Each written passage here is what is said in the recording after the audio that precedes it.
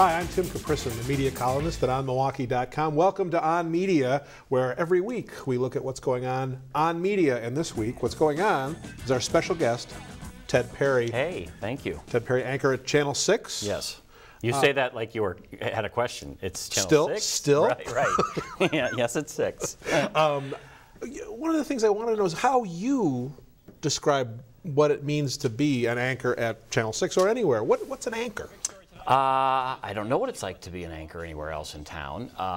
What is my role? That's a question we ask a lot. What am I? Am I the head reporter there? I would say no, but am I the face of the station? I'm one of them. We have 4 anchors during Monday through Friday, and of course Vince Candela. What is my role? I guess my role is to be part journalist, part salesman, if that makes any sense. And I don't mean you want to get your car dealership on the air type salesman, but here I am with you today. Tomorrow at this time I'll be speaking to a Kiwanis organization. This time on Friday I'll be speaking to a Catholic school group that asked me to come speak to Career Day. It's getting out in the community and sort of being an ombudsman and helping to explain what it is we do, who we are, what we're all about. And it's a role I really do like. Obviously, I still turn stories for ratings periods. I'm working on one now. And I do my nightly commentary. So there's obviously a very strong journalistic role, I'd like to think. But I also realize that I have to get out there and shake hands, and I'm okay with that. One of the things about television news, as opposed to news either on the internet or in print or even on the radio to a certain extent, is you are a recognizable personality. People in Milwaukee know you. Does that make some people know me? Yes. Well, obviously people, but you're more known than a guy who's a reporter at a newspaper, for example. Sure, okay.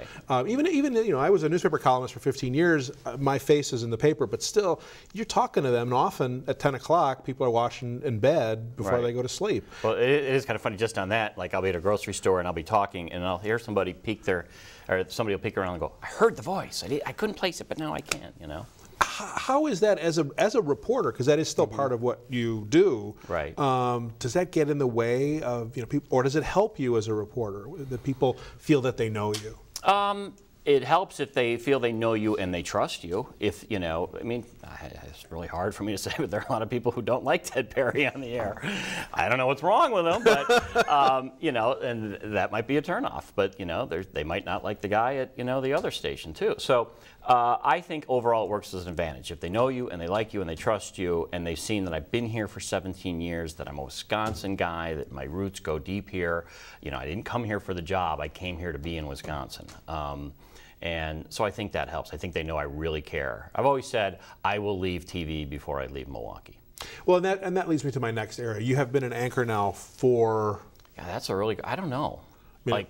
Since the 96 or 97. Yeah, so over a decade. And I've done different shows. I did the 6 and 9, and then I did the 5 and 10. But you've been in a version of this role, although I think I've been at the station 17 years. But you make the case that you are the face. You're in a lot of promos. I don't make that case. No. You're making the case. Okay. One could make the case. Sure. Okay. Is this? Am I going to be talking to you in 25 years, and you're still an anchor at Channel 6? And is this what you want to do for when you grow up? I don't want to grow up. TV is a great profession to not grow up in. 25 years, what would that make me? 71? No. 25 years, no. 10 years, I sure hope so. 15 years, I hope so, yeah. I really do like it here. I mean, I like the people I work with, love the people I work with, like the people I work for. They've been very, very good to me. I've gone through 3 different news directors and 4 different general managers, and they've all treated me fairly. I always didn't get the answer I wanted, but I've always felt that I've been dealt with fairly. Do you wear them out? Is that why they... I must. I said to our current general manager, Chuck Steinmetz, I said, you got to treat on-air people like they're children. We want to know why we're doing things, and he's very good at that. He's like, okay, here's our goal. Here's where we're going. That's all we want. We want to know who we are, what we are as a station, and we'll go out there and we'll get that for you. Now, one of the things you do as an anchor that's unlike any of the other anchors in Milwaukee is you do a personal, sort of a on-air column, if you will. Ted's Take. Ted's Take. Which I wanted to call the Teditorial. Which is also your Twitter Which is on my Twitter account, yes. And is it comfortable? No. sort no. of being you on? Is it comfortable being me? Yeah, sure, it's comfortable being say what me. You think, which is really. I can't separate Ted Perry, the guy that reads the news, and Ted Perry, the guy you'll see at Real Chili. Right, but you know what I mean. I know. No, do I want to do a commentary? No, never wanted to. It was not my idea. Would pay half of my salary back just to get out of it. It is uncomfortable, and I get letters all the time. Who the blank cares what you think? I don't care what you think. And I write back, I understand that. But I was asked, in fact, no, I was told, we think you have a unique perspective on things, and we want you to share it. It's not a station editorial. It's not like when Andy POTUS would do them. Joe Geiser would write the editorials for Andy POTUS, or at Channel 4. It was a John McCullough. It was before my time. But yeah, right. Or Carl. No. Well, Howard Ritchie did him at Channel 12. Okay, right. Or Carl Zimmerman. Ed Hinshaw, Channel 4. Ed Hinshaw, okay, or Carl Zimmerman. You know, these are specifically 60 minutes. The voice of the station. Yeah, it's not. It's 60 seconds of what I want to talk about. Okay, so you know, operating our camera today is a guy that I used to work with, and I could go back tonight and say, really good to see an old friend today. And you know, I could do that. You know, it gets a little corny. That would get a little corny after a while. But the one I did last night. Was on Jesse Jackson calling for Bud Selig to boycott, to pull the All-Star game out of Phoenix next year, which I thought was an absurd proposal for Jesse Jackson to make, and I had some fun with it. You know, do I get letters when I criticize the Reverend Jackson? Yeah, I always do. But I always say to people, you're going to get an honest 60 seconds from me. You may not like what I have to say. You may disagree, but you'll get an honest. I don't go like that. Right. You know. What's the Ted's Take that got the biggest reaction? It's so funny when I criticized Favre early on, and when I sort of made fun of the people who were camping outside Brett Favre's house as a sign of support. Do you think Brett Favre is going to put a lawn chair in his lawn when you lose your job at Briggs and Stratton or Harley and say, no, I need to support? No, you know, it was, and I got a lot of reaction to that. I am a proponent of gay rights and gay marriage. I think, you know, I've been on the record as saying I think we should allow it. I don't know what the big deal is. But I'll hear from people who think it is a big deal. And that's hard. And, you know, those letters can be very nasty sometimes. So that, when I was against the smoking ban, too. I thought businesses should be allowed to decide, and I said so.